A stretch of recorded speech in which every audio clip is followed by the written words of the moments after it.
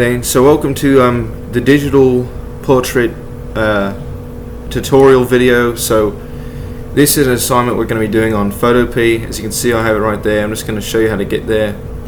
So you're just going to type in Photopea, alright, and click there. Alright, you might be able to see something like this.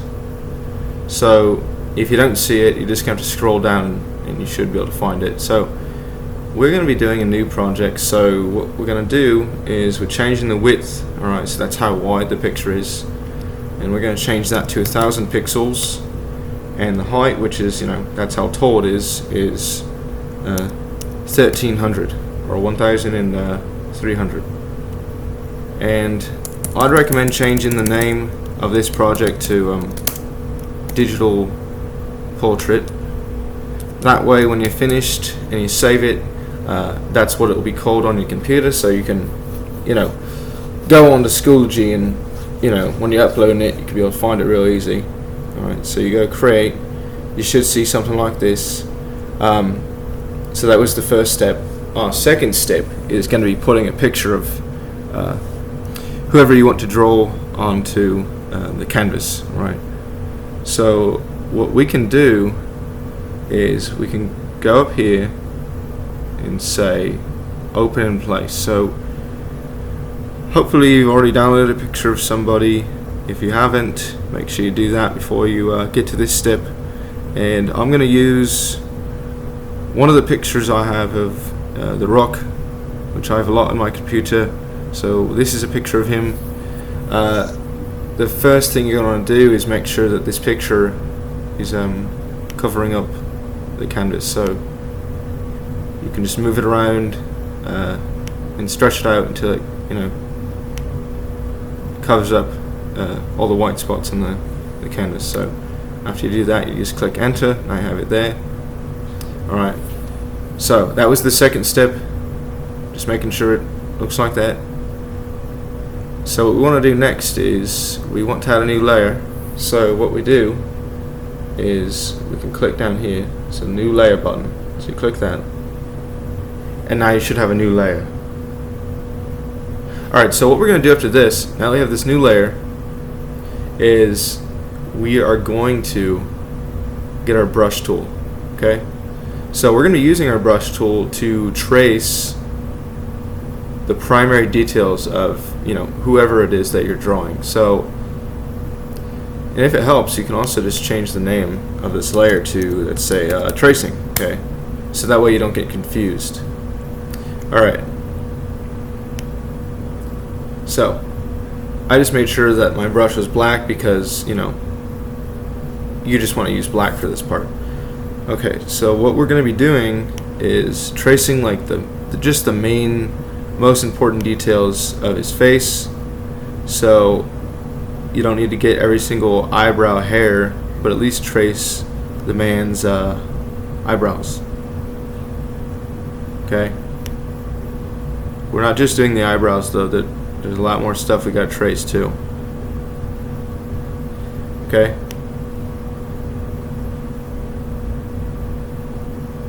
And the thing I did, I don't know if you guys saw that, but I changed this part right here, the smooth, to like 30.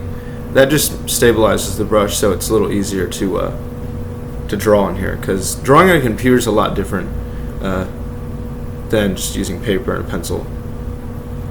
Another thing that you might want to do is, zoom in, because if you try to draw something like really far away, it's going to be kind of difficult. You can zoom in just by kind of pinching your fingers together on the touchpad on your computer.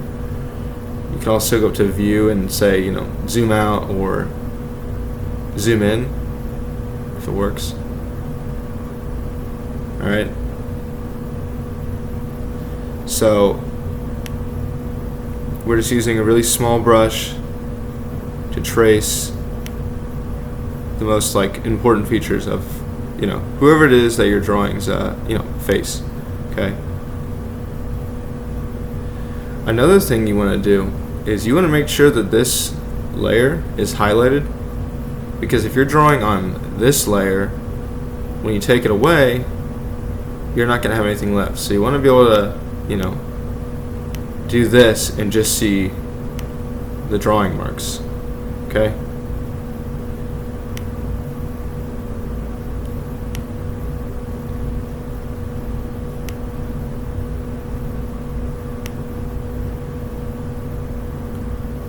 So like I said, just trace, the more important details, because we want to be able to take that original picture away at the end, and we're just going to be left with what we traced. Okay. So you want to make sure you're tracing enough details that you can tell that it's a person and not just some lines. Okay. So if you want, for this part, you can pause it. Do a little bit of work on your own project, or you can just fast forward, because I'm going to be doing this for a minute. All right. Make sure you're getting stuff like the jawline. You want to make sure that you can see that there's a head and also a neck on your person, because that's important. Ears are important. You don't need to get every single small little line on the ear, but at least get the ear outlined, because ears are important too, actually, if you think about it. Alright, and if you choose a bald person, it's actually a lot easier. It's a little bit of a life hack if you just choose a bald person to draw. And also, you do not need to use bald people either. You can also choose people with hair. I think hair is pretty fun to draw with this project too. I just happen to use the rock for every tutorial. For some reason, I never watched WrestleMania or whatever he's from. I guess I've seen movies with The Rock in it though. I can't really name any right now, but I actually don't know if I actually seen a movie with The Rock in it. Alright, so yeah, this is the most exciting part of the video. So you're welcome. Alright, like I said, you probably could just fast forward to this part so that you can get to the part where I'm doing the other step. But yeah, just doing the tracing step right now. And every once in a while, look over here, make sure this tracing layer is selected. Okay. And also, you can click this little eyeball to make a layer go away. So, you should be checking to see what your drawing looks like. Alright. Okay, so that looks like the rock. His forehead kind of looks like a rock as well. Probably could have done that a lot better, but we're going to pretend that it didn't happen. Okay? For the sake of time.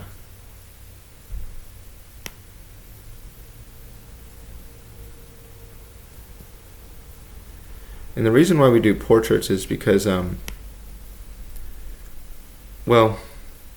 drawing an entire person would take a little while. You got to draw the lines of the fabric and all that crap. All right, we don't need to do that. The most important part is the face and the head, the shoulders, because that's what a portrait is. It's just the head and shoulders, and the nose and the eyes and the mouth and the ears and the whatever else comes with that.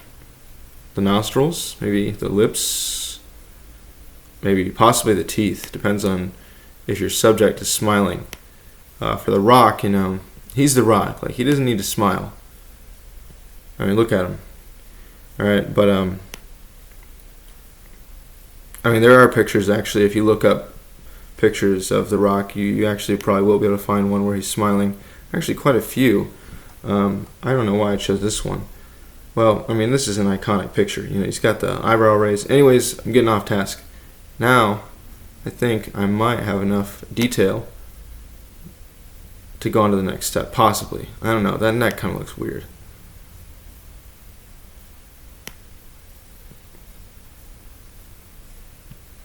Yeah, okay, that's a lot better. Wait.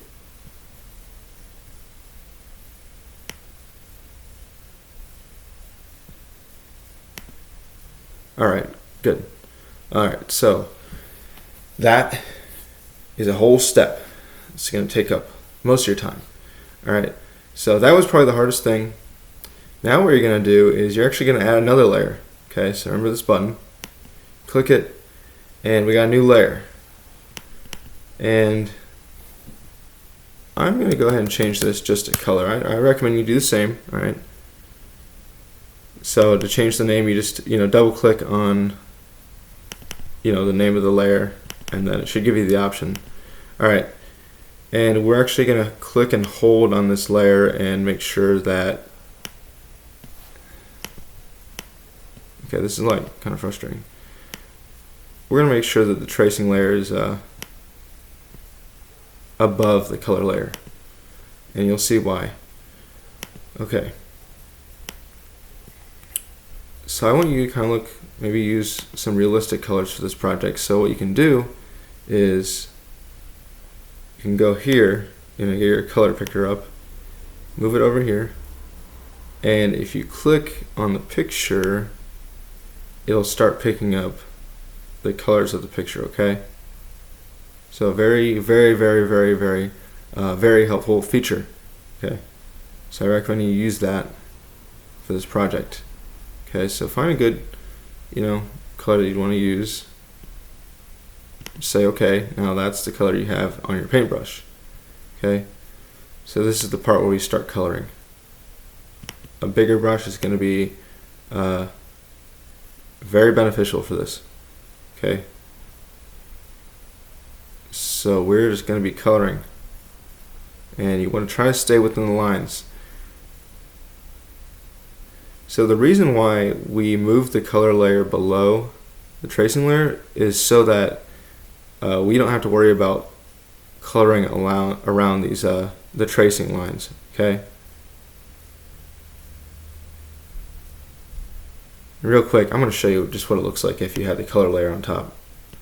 So that's bad, right? So there you go. There's your lesson. So don't do that. I mean, this is a big time saver. Okay, and if you're using a big brush, that's fine. I did not stay in the lines very well, so what I'm going to do is I'm just going to get the eraser guy,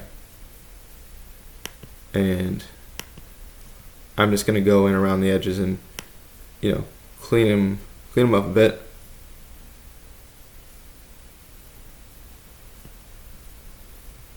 So that we don't have all that extra color on there.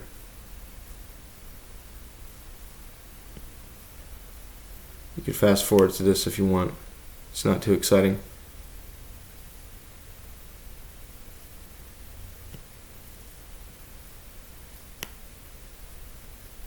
So yeah, this part you probably want to use a little bit of a smaller brush.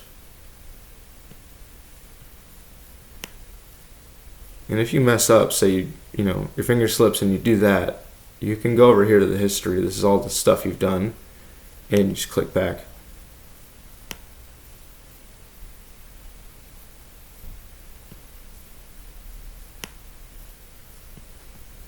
Okay, so we got one color down. So I'm going to try to get the color of his jacket. I think that's pretty good. So I'm going to go back in. I might change the size of my brush. That was a little big.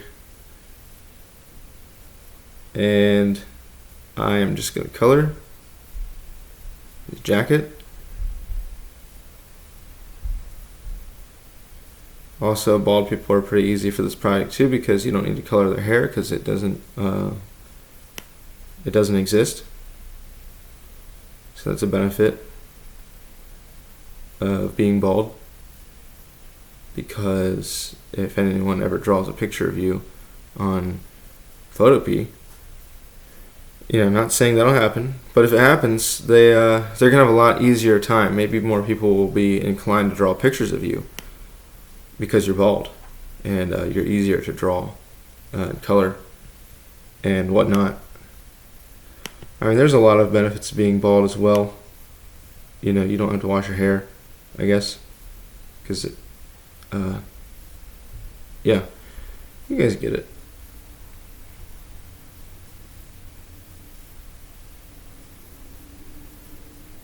Okay.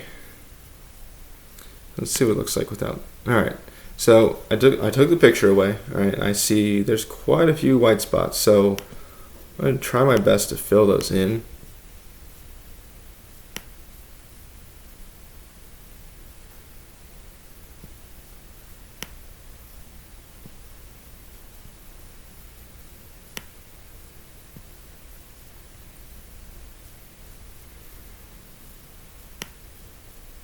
Okay, so now that I've got like the primary stuff down, I'm going to worry about the smaller stuff. So, for example, his eyes. Use a small brush for this stuff.